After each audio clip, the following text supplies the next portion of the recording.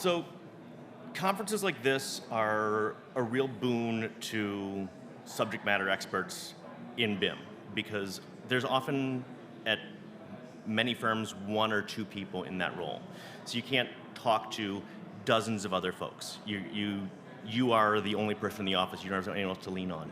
So last night at the speakers event, I changed some things in my talk because I was talking with a friend and they're like, oh, this. And like, oh, yeah, I want to include that. I want to mention that. That's an important thing to bring up. So it's not, conferences are a way that we can talk to our peers and get out of that stuck island of not having anyone to talk to. Now, I'm not a great performer. I'm not a great designer. I realized a long time ago that I'm better at facilitating design for others, the folks who have cool ideas that they want to bring forward.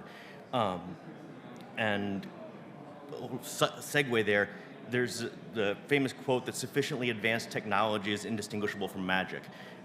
We want our designs to seem magical, to have subtleties that are hidden from the end user, that are not things that are blatant and leap out. Sometimes we do, but we also want it to be more nuanced. And like a magician, technically our practice has a lot of subtleties, a lot of hidden things, a lot of little tricks that the end user doesn't see. So my talk is about augmented reality. It's also about chickens. But neither of those things are the actual point of it. The point is to explore in design, explore your tools, and to work outside the familiar. So, let's see if I can figure out which button will advance this here. So, augmented reality is a scary thing. Lots of folks are like, this is crazy, I don't need this, I don't want to do it. All of you probably use augmented reality on a regular basis. Google Maps is augmented reality. The app that will tell you, like you go to your builder center and pick out paint colors to hold up on your iPad, augmented reality. People use it, it's not a scary thing. It's not this, horrible, I'm going to see where this pipe is going to be, and a very, very limited thing. It's a huge, huge subset of data without even going into the definitions of augmented reality versus extended reality and all the other various things there. So, another conference, Autodesk University, fall of 2019. I saw this really, really cool booth, amazing tech. I looked at it and I'm like, well, that's great. I have absolutely no use for that. I'm in a design side firm. We do some construction administration, but we're not doing the building. We don't have people on site who are really sending data back. We're going to the site to get data occasionally, but this is not useful to us. I was entirely wrong about that because, as you probably all remember, winter 2020 got a little exciting. Suddenly, as designers, we couldn't visit job sites. We could not visit our clients.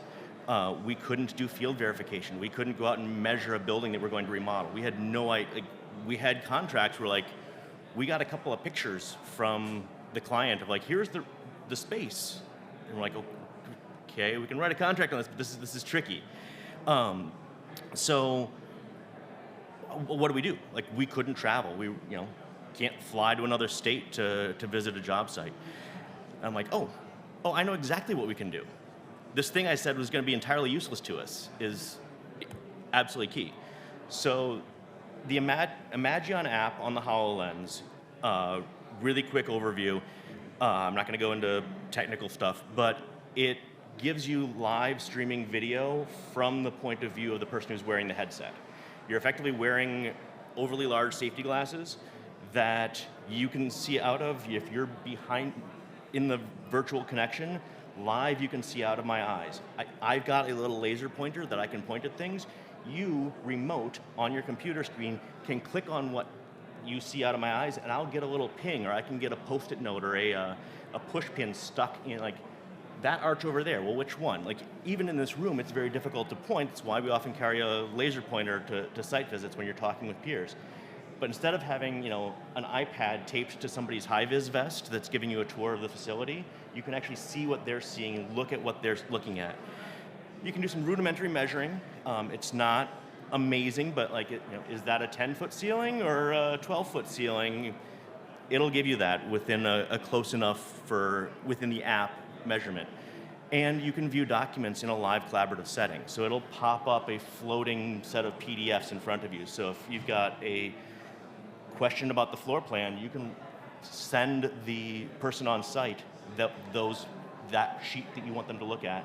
They can look at it in front of them, Zoom, and it's great. It's so convenient. You can take a picture that is something they looked at seconds ago, mark it up in Bluebeam, bounce that back to them, and they can see the picture that you're looking at and look at it. And so you can explain a complicated soffit or whatever it is to talk through stuff.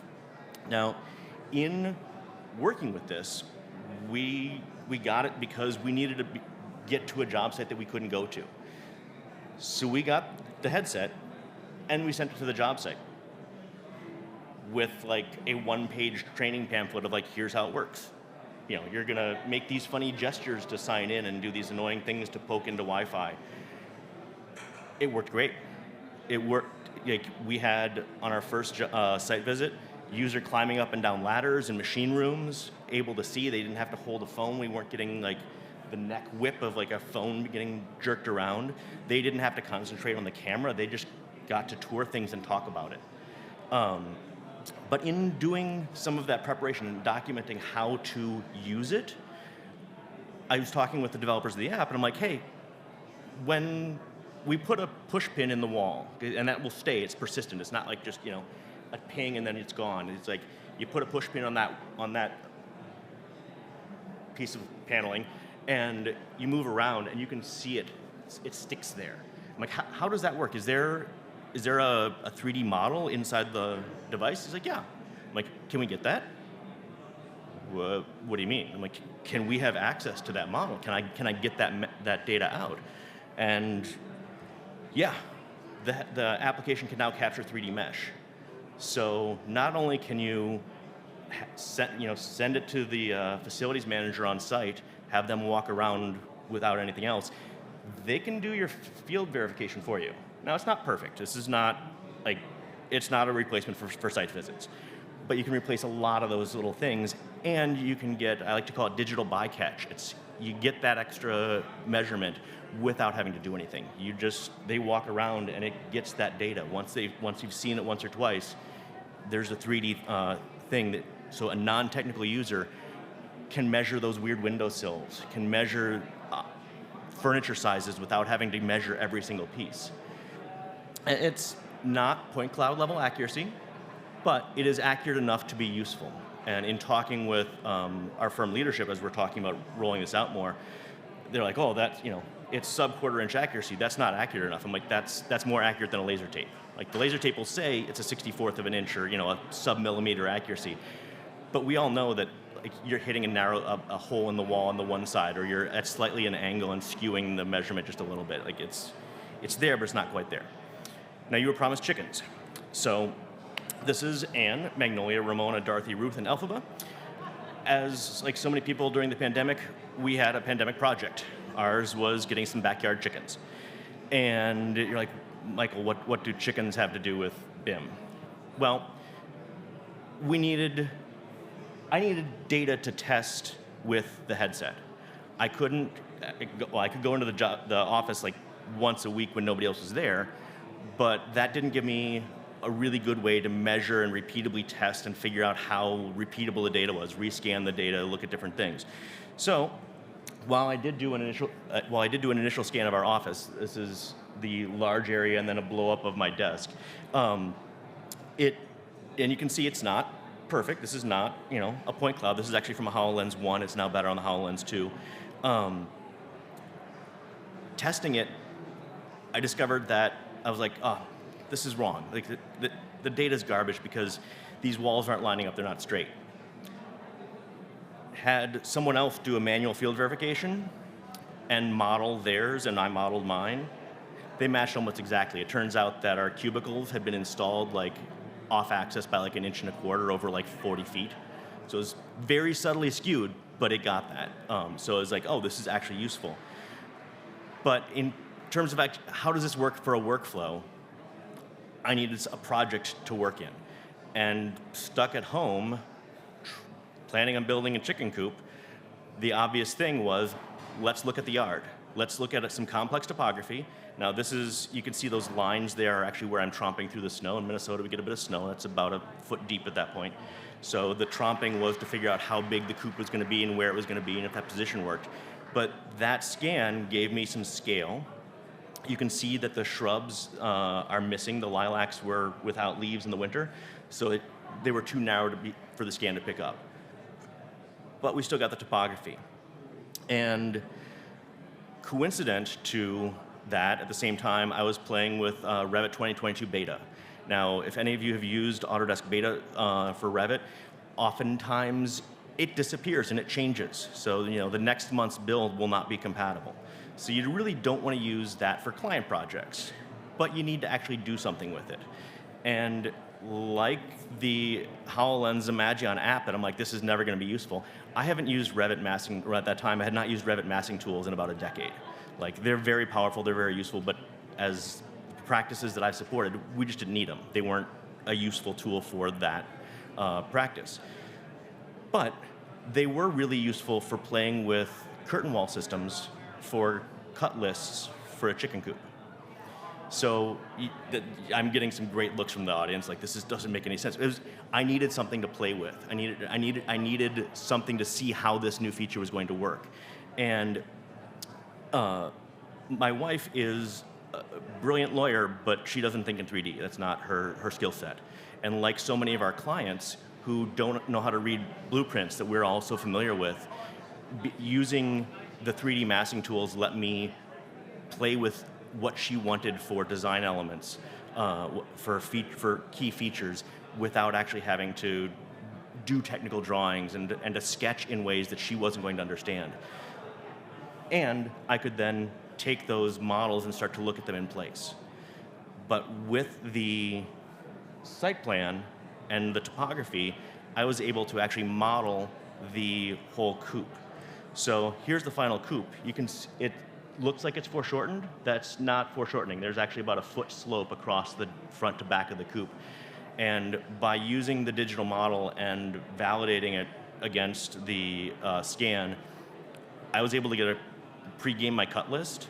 And for linear lumber, I wasted about 2% of my total purchase. So I literally threw out one 2x3 in lots of little tiny pieces, and a couple weird triangles of sheathing too. But it was a very, very easy way to get really, really good cost management there, because when we first planned it, lumber had not yet exploded in price.